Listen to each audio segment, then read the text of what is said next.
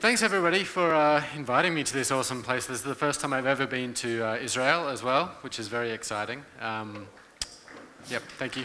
Yeah, very cool place. You have great beaches as well. Coming from an Australian, that's a big compliment. So, I am Damian Brady. I work for Microsoft as a cloud developer advocate. Those are my contact details. What a cloud developer advocate basically is a person at Microsoft whose job it is to help developers succeed, mainly on the cloud. So normally I talk about DevOps. Today I'm kind of going a little bit off my normal track, and I'm going to talk about two tools that I use really often, .NET Core and Visual Studio Code. And these are some of the best open source tools that Microsoft has at the moment. Definitely my two favorite open source projects.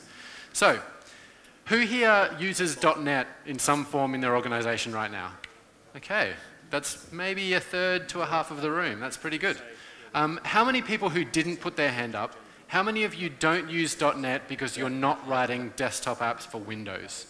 Is that anybody? Absolutely. No, yeah, absolutely. Okay. That makes sense, total sense. And that used to be a reasonable reason not to use .NET, right? The history of .NET is very much embedded in Windows. But these days, .NET is a platform that covers mobile and desktop and web and gaming and IoT and AI and all sorts of other stuff as well. So it's definitely not just a Windows platform anymore.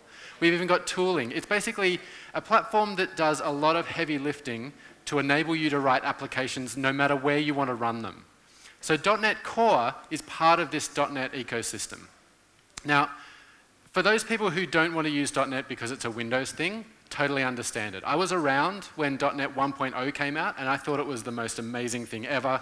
Awesome platform, amazing language at .NET 1.0, but I was using VB, like classic VB, so this was a huge change then. And it's grown since then. So we had .NET 4, 4.5, 4.6, and it's continuing to be invested in. So this is not the end of the story. You can see the arrow keeps going here, right? This is the Windows version of .NET. This is .NET framework that runs on Windows. But that's not all we did. So in about mid-2016, we kind of thought, wouldn't it be good if .NET, which is a really good platform, wouldn't it be good if we were able to run all of that code on Mac and on Linux and on Windows as well with the same code base? And that's really where .NET Core came in. So we basically started from scratch. It went into GitHub and is completely managed open source now.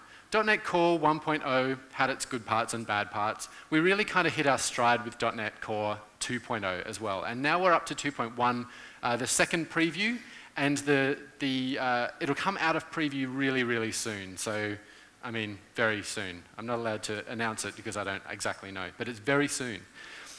But these two things, .NET Framework and .NET Core, they are two implementations of the .NET standard. So you can write the same code and it will run on the .NET Framework and it will run on .NET Core, but it will also a lot of the time run on Mono and on Xamarin, which means it runs on phones, and also UWP, which runs on Windows on desktop, on newer like Windows 10 machines and things like that as well. These are all just implementations of the .NET standard. So what is the .NET standard is usually the question. And this is where the terminology can get a bit confusing, so I'll try and explain. The easiest way to think about it from a programmer perspective is that .NET Standard is the interface and .NET Core is just one implementation, which means .NET Standard is basically the list of all of the APIs that an implementation must implement to meet that standard. So a bit more practically, .NET Standard 1.0 was a bunch of APIs that was implemented by .NET Core 1.0, the .NET Framework 4.5, Mono, Xamarin, and all of these versions, including Windows 8 and Windows Phone 8 as well. What that means is if you wrote code that used just these APIs and targeted .NET Standard 1.0, you're guaranteed that it will run on any of those implementations. So we released .NET Standard 1.6 and added a bunch more of these APIs that needed to be implemented by these runtimes. So .NET Framework, if you wanted to use these APIs, you had to upgrade to 4.6.1. We got rid of Windows 8 and Windows Phone 8. Fair enough. And then .NET 2.0 was kind of our big announcement. We massively increased the number of APIs that were available there. So 20,000 new APIs needed to be implemented by these implementations. if you use .NET Core, to use all of these APIs, you needed to upgrade to 2.0. Now, one thing which is useful to mention is these are the minimum APIs. Like, you have to implement all of these to be considered conformant to the standard. So .NET Core 2.0 implements all of these APIs, but there's also more stuff that it implements. So ASP.NET Core, for example, runs on top of .NET Core. And .NET Core and ASP.NET Core run all of these APIs, but then more stuff, so you can write web applications and so on. So let's talk a little bit about .NET Core.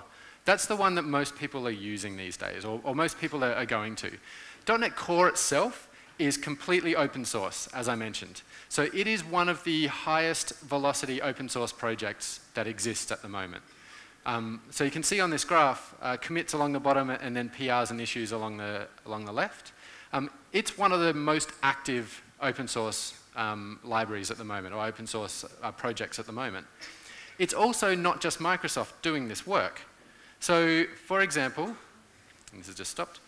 For example, let me just go back to here. Nope, let's do that. It's also, we've got community contributions, like more than 16,000 community contributions to .NET. So this is .NET Core, but it's also some other things like Entity Framework .NET, Entity Framework Core and ASP.NET Core and things like that. 16,000 community contributions, but more impressively, more than 3,000 companies outside Microsoft are actively contributing to .NET Core, which is pretty awesome, right? So, I don't want to talk too much. I think it's easier just to show you this stuff and demonstrate how good .NET Core is. So for all those people who are like, we don't use .NET Core because we are not a Windows shop, I'm going to disappoint you to start off with, just to prove the point that this is not where we are these days. So let's do what normal developers who work in Windows do and do a file new project. And then we'll choose our web application. I'm going to choose an ASP.NET Core web application. We're going to put it somewhere that's a bit easier to find. And we're going to call it ASP.NET. I'm going to create a new one. And that'll ask me what type of application I want. I'm going to do a model view controller, like an MVC one, and I'm going to target .NET Core 2.0 because it's going to give us the best result for demo purposes. I could add Docker support right here as well, not going to. So Visual Studio is pretty powerful. You can do a bunch of stuff that makes your life easier, and of course you build that application, you run it in IIS Express, which is an embedded thing inside Visual Studio and so on. But think about this story if you're trying to get somebody, if you're somebody from Microsoft and you're trying to get someone to try .NET Core, right? You'll say, right, well, the first thing you need to do is run all your Windows updates because that's really important. And then tomorrow, when all of those are done, then you'll install Visual Studio. And then on Thursday next week, when all of that's done, and then you've got 4 more Windows updates and so on, then we can do file new project. And now we have to learn how all of this fits together, right? That is not a great story for a new developer, somebody trying .NET. So .NET Core gives us a better solution here. So let's just kill this browser, and I'll stop the debug session. And we'll drop to the command line. How's the zoom on that? Can everybody read that? Yep, good. All right, so the first thing I want to do is show you that the .NET version I'm running is the 2.1 Preview 2. So this is the one that's going to be out of preview really, really soon. It doesn't really matter for this demo. I could target whichever of them, but I feel like this is interesting. To create a new one, let's just do .NET new console and then go to a folder called console. So this is going to do a similar kind of thing. It's basically going to scaffold a new console application. I can go to that folder and then do .NET run. I can try and go do .NET run. This is one of my things that I'm not very good at, talking and typing at the same time. So there we've got our hello world, right? And if I wanted to, I could do a notepad on program.cs, and I could change this to say hello Israel, and save it, and then kill that, and then do .NET run, and then we're running again. So this is, I've scaffolded something, I've got it spun up. It's pretty quick. We've got a basic console application. You might notice as well when I do .NET run, there's a good 2 or 3 seconds before it actually starts, which might feel a little bit slow for a hello world, and it is. So just to allay your concerns, .NET Run actually does a restore of all the packages that are dependencies, and then it does a build, and then it does a run, or an execution. So if I went to the folder where it lives, and I can show you that it contains just the DLLs and the debug statements and things like that. If I do .NET exec console DLL, then that's immediate. So it's because it was compiling. So that's very, very fast. This is not very impressive, though. We're running this stuff on Windows. You know, everybody knows that .NET runs on Windows. So let's go back to my Mac. By the way, this is my Microsoft laptop. It was a MacBook Pro. I got a phone call when I started at Microsoft, and they said, "Where are we sending your MacBook?" I said, "What? We're sending you my MacBook," which is good. I mean, so let's go and grab that whole folder. Let's go to the Go Open Source. Let's grab the console application here, and we'll drop that in our local folder on my Mac. And do cd console, and we can see everything's there, and do .NET run. And so this is now building it and running it on my Mac. Exactly the same thing that I scaffolded in Windows, right? Again, not that impressive. We're running .NET here as well, and the same version as well. So .NET's installed on this one, so it can compile and it can run it. That's cool. Let's make it a bit harder, and let's go to my Ubuntu instance. And let's try and run it here, but I've put a spanner in the works, and .NET is not even installed on Ubuntu, right? And I'm not going to install it either. Instead, I'm going to go back to my Mac, and remember this is a .NET console app that was built in Windows, or created in Windows. It was compiled on a Mac, and I'm going to do this. This is .NET Publish, basically saying build it and publish it for Ubuntu 16.04 x86, and push it into the published console folder. So this is building, but it's building it targeting Ubuntu, right, from my Mac, the application that was created in Windows. So let's go back to Ubuntu, and I'll find that folder, Go Open Source console, there's my published console, and we'll copy it locally. And I just want to show you what's in here, by the way. There's a lot of files in here, right? This is all of the DLLs from the .NET Core itself, so they can run by themselves, but it's also got like .so files and things like that, so it will run natively on Ubuntu. So this is built for Ubuntu. And if I go to, where are we, published console, we can see all the files, and I can just run console, and it will run immediately. And remember, this isn't doing a .NET run. I don't even have .NET installed. This is just in the same folder. So this is pretty cool. Like, if somebody had told me somebody from Microsoft was going to come on stage and demo something built in Windows, compiled in Mac for Ubuntu and run it over there, which is a .NET language, a few years ago you would have said they were joking, right? Well, one more thing I just want to show you before we stop is that ASP.NET web application that we had before, let's grab that in my, so I'll take that ASP.NET web application that was in my Windows machine, I'll drop it into the Go Open Source one here, and you should be able to see ASP.NET, I can see it all there, and I can do .NET run, and that will compile on a Mac, so this same ASP.NET web application, it'll run, and then it'll open it up in this weird port, which is fine. I can deal with that. And the same thing's running in a Mac, right? I could also, if I wanted to, just to close this loop, publish it for Ubuntu, and it will do exactly the same thing. And over in Ubuntu, I can grab that, oops, can grab that file, Go Open Source, ASP.NET, and the published one that I just published. Let's put it here, and then let's go there. We can see everything in there as well. There's a little bit more this time. There's actually language support for lots of different languages too, but the key here is that we're running ASP.NET. It's opened this one up on localhost 5000. So this should spin up that same ASP.NET web application. So just to summarize this last couple of minutes, right, I created an ASP.NET web application in Visual Studio in Windows, the way that developers doing .NET stuff have been doing it for ages. But then I brought it across and ran it on a Mac. and then I built it on the Mac for Ubuntu that doesn't even have .NET installed, and then ran it on Ubuntu, which in my mind is a crazy turn for what Microsoft has done with their language stuff. This is really, really cool in my world. So that's what .NET Core looks like. So one thing that I would convince you, if you're still not convinced that this is something that's worth trying, .NET Core is really, really fast, especially ASP.NET Core. This is the Tech Empower. It's independent speed tests for all sorts of web platforms as well. And .NET Core currently way outranks Node and Java, which is kind of the two competitors that we see most often.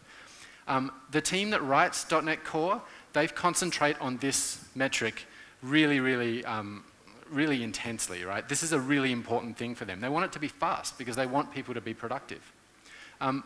If you are already using .NET and you're thinking about moving some of your stuff to Core, this is a way to do it, the .NET Portability Analyzer. It's an extension for Visual Studio that'll run through all of your code and tell you what you're missing out or what won't convert to the different endpoints. So you can choose, for example, I want to target .NET Standard 2.0, and it'll tell you what in your code will not conform to .NET Standard 2.0. So this is a really handy way of doing it as well. So one thing I haven't really talked about is .NET 2.1, or .NET Core 2.1. And while 2.0 added a whole bunch more stuff, and that was very exciting, .NET 2.1 is mainly focused around performance and a few extra little things, especially in ASP.NET. We find about 90% of our .NET users, .NET Core users, are using ASP.NET Core. So people are mainly using it for the web.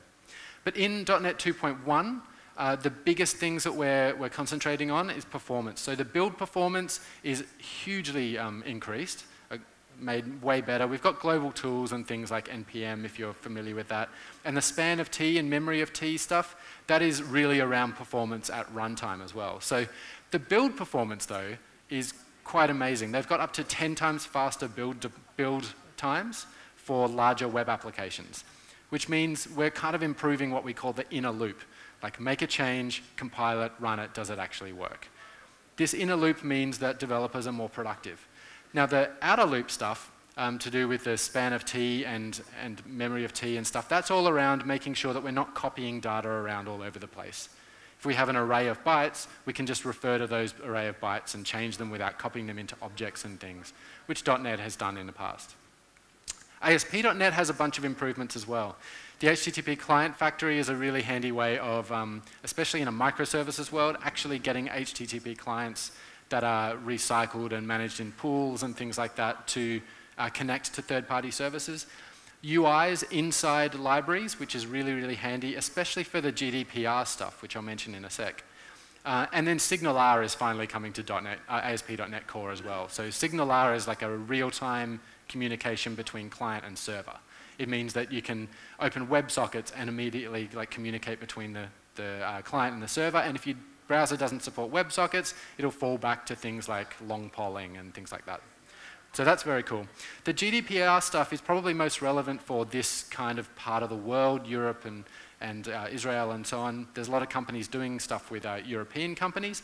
These are the features that are in the box with ASP.NET. So HTTPS and HSTS by default. So you're securing your web app by default.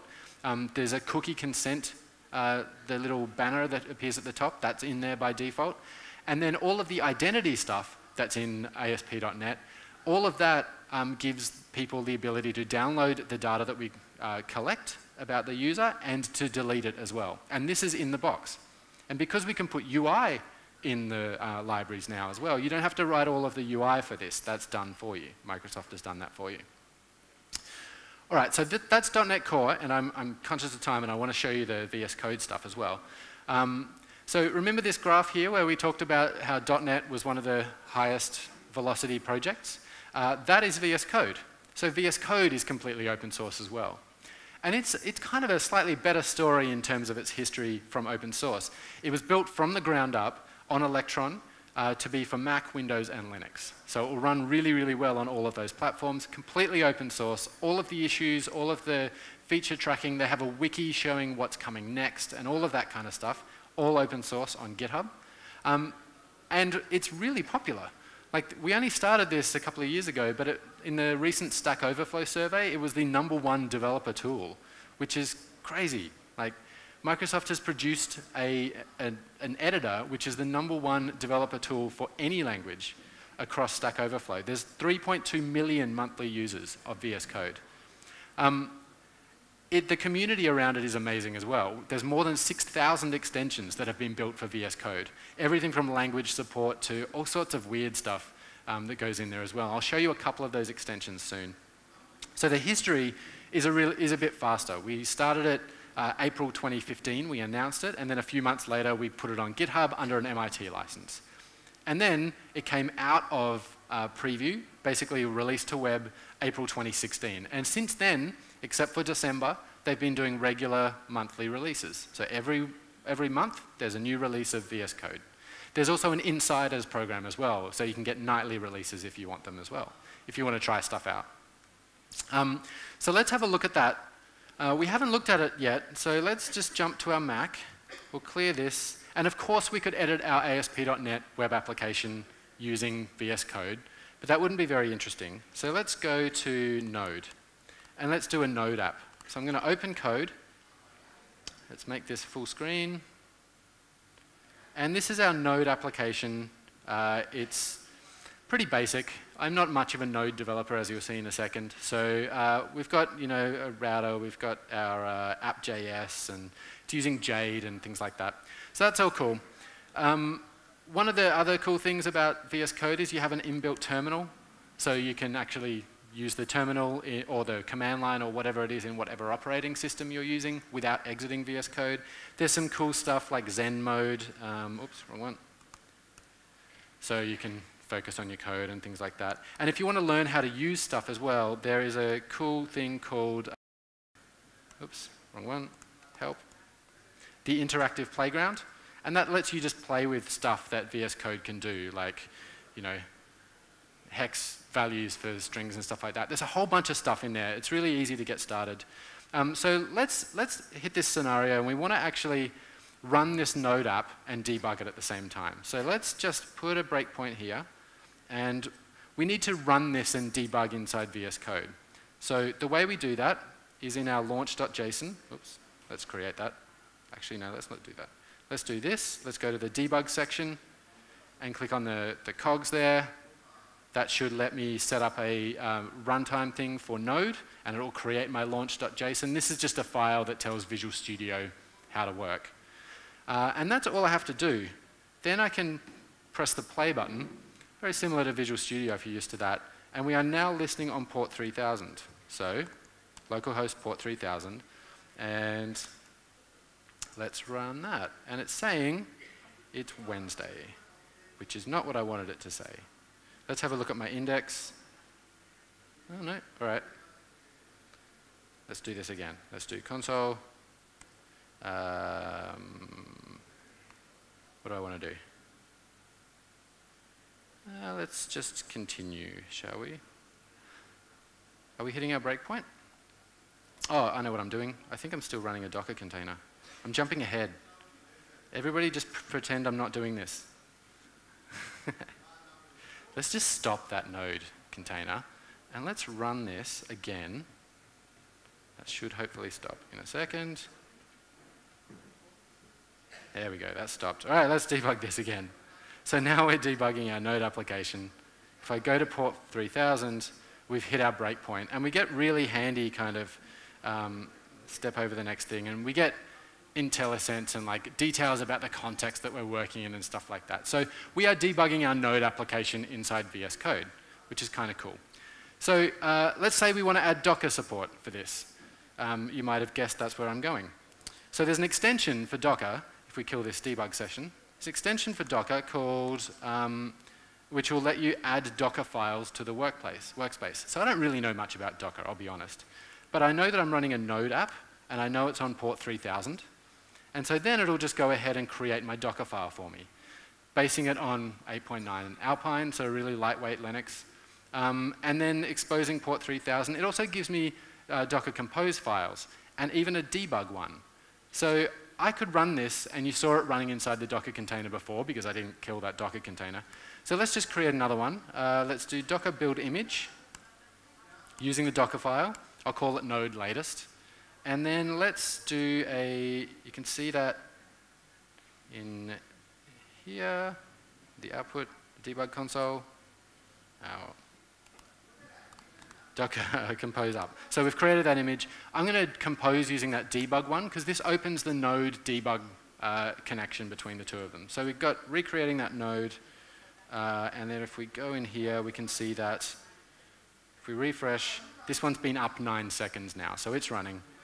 We're listening to this now through Docker. So it's the same application, but running Node inside Docker. What's really cool is that you can go back to your VS Code, the launch JSON file, and add a configuration for Docker to attach to that Node container. So let's do that. Let's... That's it, right? Yeah. There's one more. Let's save that, attach to Node, and then do this. All right, and now we are debugging our Docker container, sorry, our Node app inside a Docker container, which is pretty cool as well. Now, of course, you can do this in Visual Studio as well, but this kind of shows the power of what we're doing with Visual Studio Code. So a couple of really small things. It's hard to say what's next with VS Code because everything's in the open anyway. There's a really cool website that shows you some of this stuff called vscodecandothat.com, which has little like 10-second videos just showing you some stuff. That's really awesome. But these two things, .NET Core and VS Code, I'm really excited for people to try them. You can go to these websites. That'll be where you can find most of the information. And these slides will be available, right? Yeah. And so other than that, thank you very much.